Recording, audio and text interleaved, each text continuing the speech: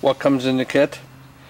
You get the mounting bracket, 2 replacement bolts, a little longer than stock in order to accept the mounting bracket, spline, pivot shaft, 2 O-rings, male heim joint, female heim joint, linkage rod, and 2 jam nuts, as well as the instructions.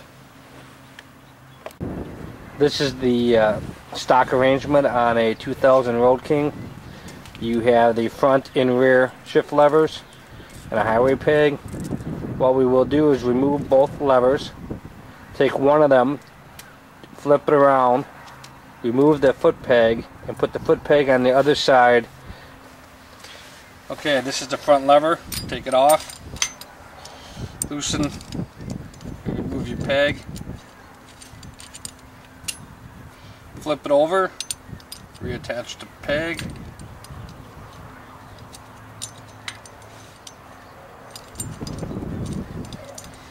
now when you put this lever on, you can adjust it to whatever height, and you can make it so it lands closer to the bottom, like so, because when you put your foot down, you no longer have to get your toe underneath there. You can just push down until it's flush, or you can bring it up higher, whatever position you like to have it in. You can put it back where it is. Myself, I run it down 1. I like it nice and flush, so that when I hit the gear, I'm flush with the floorboards. Okay, remove your foot peg from your bike. After removing it, take the extra bolt that's provided with the kit, run it through, take the mounting bracket.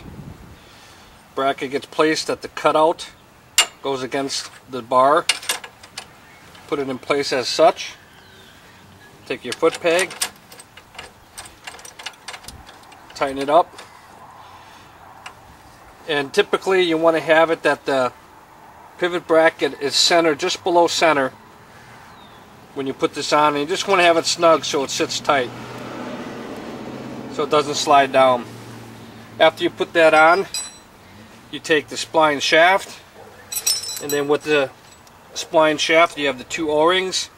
You slide the spline shaft so that the double groove goes through. Put your O-ring on, and you have an O-ring on the other end, and then that's as far as you go at this point. Now you're going to go and assemble your linkage. Okay, we are now ready to put the activating linkage together with the activating arm and the shift lever that you removed from the back of the shift control stock arrangement that you had. Your rod, on the bent end you put the female heim joint with the jam nut. On the straight end you have the male with the jam nut.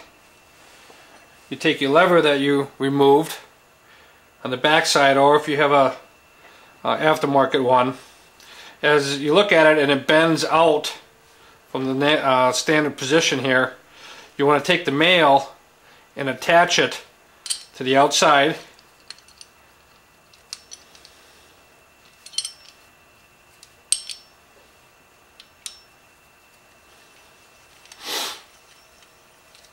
Like so. So that when it's actually on the motorcycle, the lever will go up into the spline shaft, the linkage rod will be on the outside. On the female side, you take your activating arm, run the bolt through it with the bend so that you have the large side here towards the engine. Run it through the female. Put on your jam nut. When everything is said and done, your arrangement should have your activating lever, your linkage rod, and the stock lever or an aftermarket lever that you have purchased. There again, the lever should look like so when it goes on the motorcycle, so that it slides on the spline shaft. Your activating arm will have the large side slide in with the linkage to the inside facing the frame.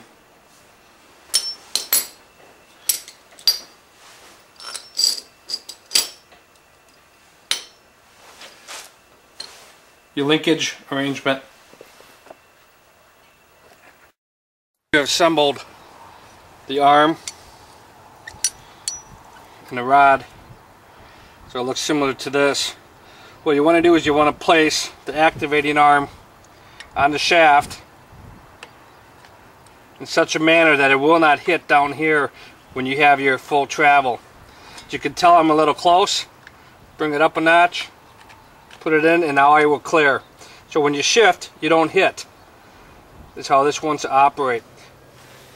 Then you take the other arm and you will attach it to your spline shaft that you have on the bike up here.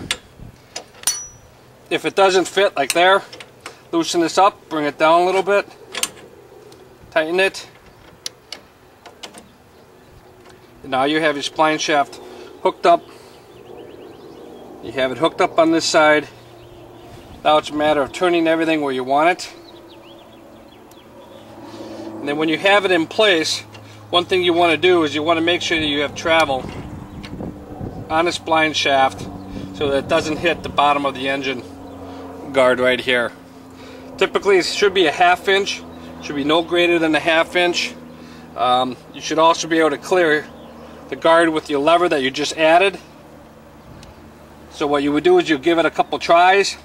If you don't hit, you're at a point where you can go ahead and snug everything up, and then you will add your other 2 levers.